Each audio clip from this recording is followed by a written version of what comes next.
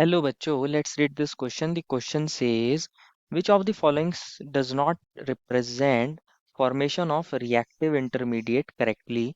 Option first is the H3CN gives CH3 positive plus Cn negative. Option B, CH3Cu gives CH3 negative, Cu positive. Option C is CH3Br gives CH3 positive and Br negative. And option D is CH3Cl gives CH3 positive and Cl negative. बच्चों हमें यहाँ चार क्या दी गई हैं, reactions दी गई हैं और हमें बताना है कि इनके अंदर हमारे पास करेक्ट रिप्रेजेंटेशन कौन सी नहीं है, कौन करेक्टली रिप्रेजेंट नहीं करता हमारे रिएक्टिव इंटरमीडिएट्स को। हमें ऑप्शन ए में दिया है सेकंड ओनली, ऑप्शन बी में दिया है हमें second and third, option C के अंदर हमें मिला है second and fourth and option D के अंदर हमें मिला है थर्ड एंड फोर्थ। हमें बताना है इनमें से करेक्ट ऑप्शन कौन सा होगा। तो वन बाय वन देखते हैं इन सबको, उससे पहले बात करते हैं क्वेश्चन में हमारे की कंसेप्ट के बारे में। की कंसेप्ट क्या होगा बच्चों, इसको देखते हैं।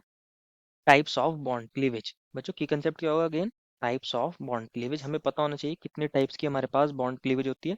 Types of bond cleavage, generally हमारे पास दो तरीके से बॉन्ड क्लीवेज देखने को मिलती है। अगर कोई बॉन्ड है, दो तरीके से वो क्लीवेज शो करता है। फर्स्ट होता है हमारे पास होमोलिटिकली, होमोलिटिक बॉन्ड क्लीवेज देखने को मिलता है। एंड सेकंड होता है हमारे पास हेट्रोलिटिकली, कि हेट्रोलिटिकली बॉन्ड क्लीवेज देखने को हमें मिल सकता है। दोनों को समझते हैं वन बाय वन, कैसे होती है क्लीवेज, दोनों को देखते हैं। अगर मैं बात करूं होमोलिटिक बॉन्ड क्लीवेज की, तो इसके अंदर क्या होता है, फर्स्ट है हमारे पास होमोलिटिक, इसको हम ले लेते हैं फर्स्ट। फर्स्ट इसको ऐसे लिख सकते हैं क्योंकि ऑप्शंस में हमारे फर्स्ट सेकंड ऑलरेडी दे रखा है, तो इसको भी मैं ऐसे लिख देता हूँ, ये फर्स्ट है और ये हमारे पास सेकंड है। देखते हैं होमोलिटिक बॉन्ड क्लीवेज के अंदर क्या होता है। होमोलिटिक बॉन्ड क्लीवेज के अंदर क्या होता है, हमारा कोवेलेंट बॉन्ड कुछ इस तरीके से ब्रेक करता है। मान लीजिए ये ए है और ये बी है, और बी ने अपना इलेक्ट्रॉन दिया है, ए ने इलेक्ट्रॉन दिया है, और इनके बीच में क्या हो रहा है, कोवेलेंट बॉन्ड बन रहा है। अगर कुछ इस तरीके से क्लीवेज हो जाए कि बी अपना इलेक्ट्रॉन लेके चला जाए और ए अपना इलेक्ट्रॉन लेके चला जाए, तो हमारे पास ए के ऊपर भी उसका इलेक्ट्रॉन आ जाएगा और बी के ऊपर उसका अपना इलेक्ट्रॉन आ जाएगा। यहाँ रेडिकल्स जनरेट होते हैं। इस टाइप के क्लीवेज को बोलते हैं होमोलिटिक बॉन्ड क्लीवेज। सेकंड होती है हमारे पास heterolytic bond cleavage. Heterolytic bond cleavage, इसके अंदर क्या होता है बच्चों, अगर हमारे पास ये इलेक्ट्रॉन पेयर है और कोई एक एटम ज्यादा इलेक्ट्रोनेगेटिव है दूसरे से, मान लीजिए बी ज्यादा इलेक्ट्रोनेगेटिव है ए से, तो बी के ऊपर स्लाइड नेगेटिव चार्ज, ए के ऊपर स्लाइड पॉजिटिव चार्ज। तो बी क्या काम करेगा, अपने इलेक्ट्रॉन भी लेगा और ए के इलेक्ट्रॉन भी ले लेगा ड्यूरिंग रिएक्शन। तो हमारे पास यहाँ बन जाएगा ए पॉजिटिव क्योंकि ए ने अपने इलेक्ट्रॉन को डोनेट करा है, और बी पे आएगा नेगेटिव चार्ज क्योंकि बी ने इलेक्ट्रॉन गेन करा है, नेगेटिव चार्ज। एक इलेक्ट्रॉन अपना है और एक इलेक्ट्रॉन गेन करा है। इस टाइप के क्लीवेज को बोलते हैं हेट्रोलिटिक बॉन्ड क्लीवेज। अब देखते हैं वन बाय वन हमारे ऑप्शन में क्या क्या दिया गया है। फर्स्ट ऑप्शन में मिला है हमें CH3CN, CH3CN। और इसके अंदर क्या हो रहा है, हमें बताया गया है सीएन ने अपने ऊपर दोनों इलेक्ट्रॉन को ले लिया है, मतलब एक एरो दिखाया गया है। बच्चों जो हमारा सीएन होता है ज्यादा इलेक्ट्रोनेगेटिव होता है हमारे कार्बन से, तो सीएन पे स्लाइड नेगेटिव, कार्बन पे स्लाइड पॉजिटिव। अगर रिएक्शंस के अंदर क्या होगा, ये जो सीएन होता है ये ज्यादा इलेक्ट्रोनेगेटिव होता है, तो ये क्या करेगा, अपने इलेक्ट्रॉन को भी ले लेगा और कार्बन के इलेक्ट्रॉन को भी ले लेगा, और ये दोनों इलेक्ट्रॉन लेके यहाँ से चला जाएगा। दोनों इलेक्ट्रॉन ले लेगा तो कार्बन के ऊपर पॉजिटिव चार्ज आएगा और सीएन के ऊपर नेगेटिव चार्ज आएगा। तो क्या फर्स्ट रिएक्शन के अंदर हमें यही दिया था, यही दिया था, तो हमारी फर्स्ट रिएक्शन तो सही है, करेक्ट रिप्रेजेंटेशन है ड्यूरिंग रिएक्शंस ऑफ।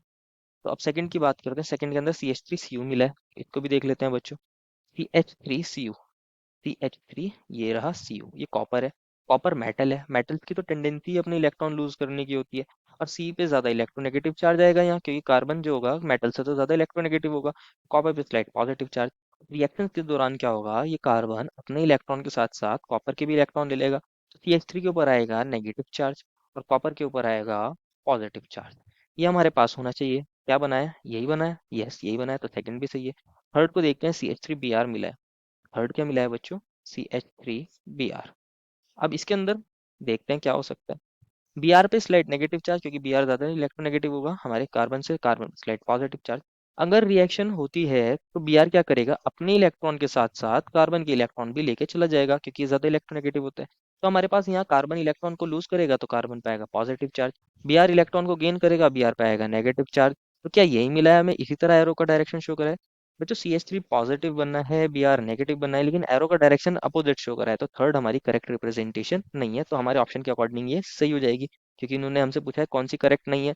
फोर्थ को भी देखते हैं, CH3Cl। अगर इसकी भी बात करें तो ये फोर्थ है हमारे पास, ये CH3 है और ये Cl है। बच्चों Cl ज्यादा इलेक्ट्रोनेगेटिव है कार्बन से, तो Cl पे स्लाइड नेगेटिव चार्ज, कार्बन पे स्लाइड पॉजिटिव चार्ज, तो ये ड्यूरिंग रिएक्शन क्या करेगा, अपने इलेक्ट्रॉन्स को भी ले लेगा और कार्बन के इलेक्ट्रॉन्स को भी ले लेगा। तो क्या फॉर्म कर सकता है, ये CH3 पॉजिटिव फॉर्म कर सकता है और Cl नेगेटिव फॉर्म कर सकता है।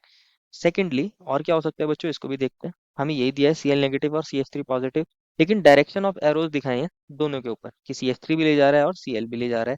तो ये तो गलत हो जाएगा, एक ही लेके जाएगा, Cl दोनों इलेक्ट्रॉन को ले जाएगा हमारे CH3 से भी और अपना इलेक्ट्रॉन को भी ले जाएगा। तो हमारा फोर्थ भी करेक्ट रिप्रेजेंटेशन नहीं है, तो ये भी सही हो जाएगा। तो हमारे third and fourth correct representation नहीं है, therefore final answer is option number D, that is third and fourth. I hope you understood it well and best of luck.